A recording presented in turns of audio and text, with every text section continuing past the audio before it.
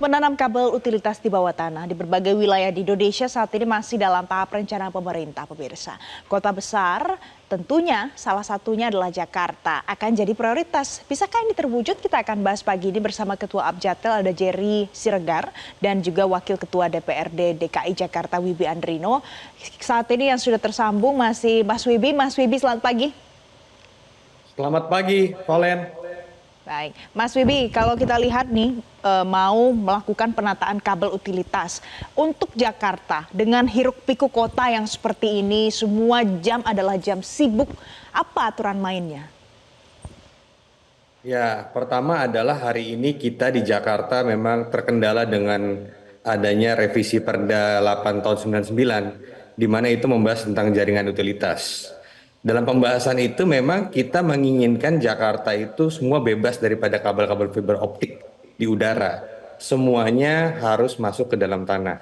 Pertama, estetika di Jakarta ini sangat amat buruk kalau kita lihat ada kayak kabel-kabel fiber optik ini. Jakarta ini kota buat ngejemur baju atau bagaimana? Bahkan banyak kabel fiber optik itu sampai turun ke bawah. Dan itu merusak sekali pemandangan kota Jakarta. Kalau kita bilang mau Jakarta kota global kok kabel-kabelnya mesti di udara. Jadi kita di DPRD Jakarta memang mendorong agar seluruh kabel-kabel fiber optik itu bisa masuk ke dalam tanah. Tapi kendalanya Len, hari ini Jakarta ini mempunyai ruas kurang lebih 6.500 kilometer yang harus kita buat namanya manhole agar kabel utilitas itu bisa, kabel fiber optik itu bisa masuk ke dalam tanah. Dan sampai dengan detik ini untuk dari Dinas Bina Marga baru sampai 150 kilometer saja yang baru masuk ke dalam tanah ya. Dan kalau kita lihat dari penugasan gubernur sendiri, seperti Jakpro ditugaskan untuk membangun SJUT 100 kilometer, tapi faktanya hari ini baru sekitar 25 kilometer. Sarana Jaya misalnya BUMD kita 100 kilometer yang baru terpenuhi baru 1 kilometer. Jadi problemnya memang pembiayaan juga tinggi untuk membuat ini semua. Seperti itu, Len. Oke, jadi salah satu problem adalah soal pembiayaan yang tinggi, makanya ini bisa jadi tersendat. Nah, Mas Wibi, kita juga sudah tersambung bersama Pak Jerry. Pak Jerry, selamat pagi Pak Jerry, Ketua Abjatel, pemirsa. Ya, selamat pagi Mbak Len, selamat pagi, salam hormat Pak Wibi. Baik, Pak Salam Jerry. sehat selalu. Oke, Pak Jerry, tadi kita sudah bicara ada satu kendala soal biaya. Sekarang pertanyaannya adalah tahapannya kalau seandainya mau mengubah kondisi kabel semrawut ini, langkah paling awalnya itu apa supaya jangan ada kendala-kendala di tengah jalannya?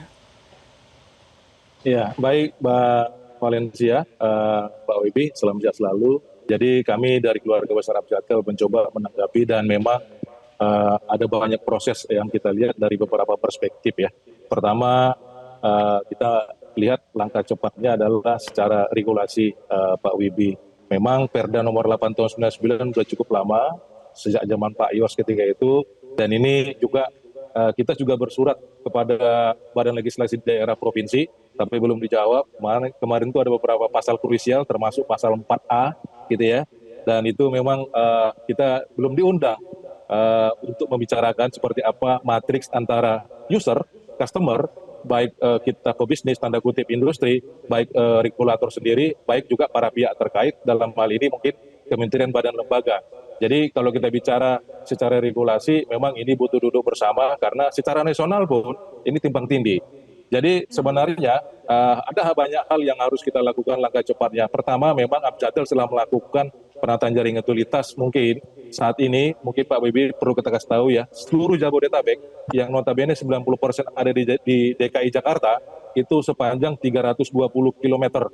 Kita turunkan kabel. Mungkin ada banner-bannernya Abjatel di pinggir jalan, 90%-nya itu di DKI Jakarta, itu bentuk dari kolaborasi asosiasi sama saat itu saya ingat zaman masih Pak Anies ya, masih gubernur. Kita udah mulai dari beliau untuk sampai sekarang, dan itu respon asosiasi cepat karena melihat ada banyak kejadian-kejadian fakta empiris di lapangan, kecelakaan, mungkin meninggal dan seterusnya. Kami asosiasi juga perlu menyampaikan penataan jaring utilitas ini butuh dukungan dari semua pihak stakeholder. Artinya pertama langkah cepatnya adalah mengkrimping kabel. Jadi kita menyatukan kabel dulu supaya tetap tinggi dulu nih. Karena kita bicara aduan masyarakat dengan priority, ini perlu dibagi juga beberapa komponen, baik dari sisi komersial, di sisi keamanan, sama sequence. Sequence ini artinya kita bicara setiap badan-badan yang ada di organnya pemerintah, ada dinas tata air, ada jalan jembatan, dan seterusnya. Ini sampai sekarang belum terintegrasi, sehingga akhirnya kita perlu langkah cepat untuk duduk bersama. Itu dia Pak Jerry yang perlu ditanyakan juga ke Mas Wibi. Mas Wibi, karena nanti kalau seandainya dikerjakan di Jakarta, operasionalnya itu koordinasinya bagaimana? Jangan sampai nanti adalah soal listrik, soal jaringan telekomunikasi, beririsan juga dengan air misalnya. Kemudian masyarakat mengeluhkan mengapa kok galiannya satu persatu semakin lama, semakin macet. Bagaimana Mas Wibi koordinasinya? Ya betul, memang problem di kota besar seperti itu ya Led ya. Karena memang kita yang sangat amat sibuk kota ini, jadi kalau kita bicara ketika ada pembangunan pasti di situ ada kemacetan. Ruas jalan kita juga kan terbatas, sementara kendaraan bermotor kita luar biasa di Jakarta, sampai dengan sekarang tercatat 23 juta kendaraan bermotor yang berhulu lalang di kota Jakarta. Nah, kita memang memahami bahwasanya apa yang disampaikan oleh perwakilan dari Pak Jatel itu betul sekali. Kita butuh namanya kolaborasi, pembahasan dari pasal demi pasal. Perlu saya laporkan juga ini sebenarnya sudah mulai dibahas dari tahun 2019, Perda ini tentang SJUT ya. Gimana kita Jakarta ini bisa semua ini kabel-kabel bebas daripada di udara, semua masuk ke dalam tanah. Tapi kita paham operasional di Jakarta juga sulit. Jadi kita kerjanya koordinasi antar lintas dinas juga akan dilakukan. Di situ pasti ada dinas tata air. Di dalam tanah itu nggak sembarangan, Len. Itu macam-macam, itu ada gorong-gorong, ada kabel-kabel yang lain, segala macam. Jadi ketika kita membangun ini, semua pihak akan dikoordinasikan oleh misalnya instansi tersempat. Ada wali kota di situ. Ada nanti dinas bina marga di situ, yang pasti sebagai pelaksana kalau kita membangun SJUT manhole. Dan juga ada BUMD nanti juga mengerjakan itu, Len. Seperti itu, Len. Baik, jadi ini perlu koordinasinya kompleks begitu ya. Tapi Mas Wibi, kalau misalnya kita lihat untuk SJUT itu sebenarnya kan kalau di Jakarta sudah ada ya 24 km SJUT yang ada di Jalan Senopati, Cikajang, Patimura, Gunawarma, ada banyak nama jalannya. Kalau belajar dari situ apa catatannya Mas Wibi? Iya, kalau kita bicara dalam konteks ini memang harus dilakukan secara bertahap ya. Kalau kita bicara tentang pembiayaan, jadi maka daripada itu sempat ada penugasan gubernur kepada BUMD untuk mempercepat ini agar supaya Jakarta ini bisa tercover. Karena kita bicara tentang regulasi yang mau dibangun di Jakarta untuk semua turun ke dalam tanah, tapi infrastrukturnya belum tersedia, itu kan menjadi satu problem. Jadi pemerintah di sini menyediakan infrastrukturnya, manhole-nya, sehingga itu kabel-kabel itu bisa turun ke bawah. Tinggal bicara tentang tarif. Nah, tarif ini, sewa ini terhadap pembiayaan tanahnya ini akan dibahas secara spesifik. Nah, kita akan duduk bicara dengan Abjatel ini bagaimana. Nah, retribusinya bagaimana sehingga teman-teman yang menggunakan tanah milik Pemprov DKI Jakarta juga berkontribusi dalam hal pajak untuk masyarakat Jakarta.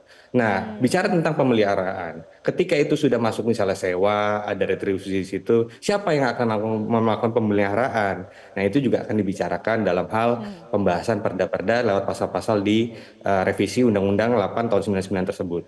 Oke, jadi kalau dari sisi peraturannya, regulasinya juga masih perlu banyak yang dibicarakan. Jadi pemirsa, kalau seandainya nanti kabel-kabel semraut yang biasa Anda lihat di jalanan itu dipindahkan ke bawah tanah, ke dalam tanah, ditanam, maka perlu ada tarif yang harus dibayarkan oleh operatornya. Ada banyak lagi yang harus disiapkan. Nah, menurut Pak Jerry, bagaimana sebenarnya tarif yang ideal supaya ini tidak menuai pro kontra untuk melakukan pemindahan ke bawah tanah itu, Pak Jerry?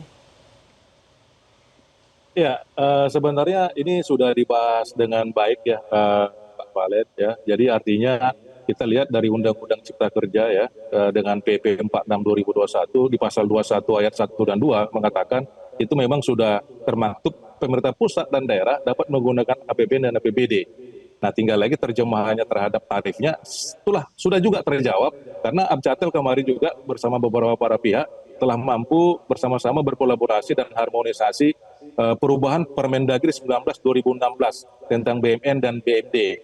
Jadi di sini perlu saya tekankan adalah faktor penyusuai sewanya adalah 4-16% dari NJOP tersebut. Jadi NJOP sendiri kan atas kesepakatan antara eksekutif sama legislatif seperti itu. Jadi artinya ini menjadi satu catatan bersama.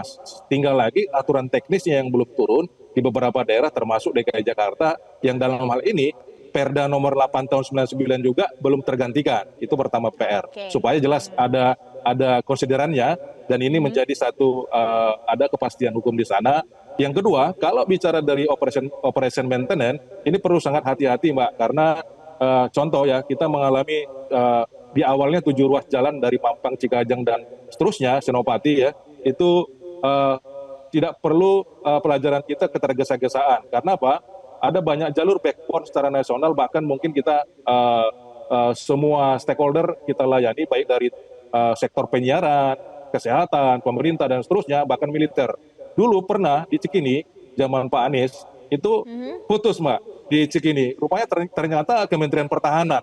Jadi agak repot kita. Jadi ini perlu kolaborasi duduk bersama, bukan hanya perspektif regulasi, bukan hanya perspektif komersial, termasuk ketahanan kedaulatan network kita sendiri. Karena apa? Karena ini juga jangan nanti berdampak kepada customer. Kalau biaya regulatory cost ini mahal, itu akan mahal kepada customer sendiri. Karena industri akan merespon yang mungkin sederhananya supply and demand lah. Kurang lebih tanggapan industri seperti itu. Jadi juga belajar dari case-case sebelumnya yang sudah dilakukan, kalau masih banyak pemirsa yang harus disiapkan matang-matang, tidak hanya soal pembiayaan, tapi rencananya ini bahkan sampai nanti pemeliharaannya bagaimana dan dampaknya untuk semua stakeholder yang terlibat bagaimana. Kalau begitu terima kasih Pak Jerry, Ketua Abjatel sudah bergabung bersama kami pagi hari ini di Selamat Pagi Indonesia, dan juga ada Mas Wibi Andrino, Wakil Ketua DPRD DKI Jakarta sudah bergabung memberikan perspektif di Selamat Pagi Indonesia. Jelajahi cara baru mendapatkan informasi. Download Metro TV Extend sekarang.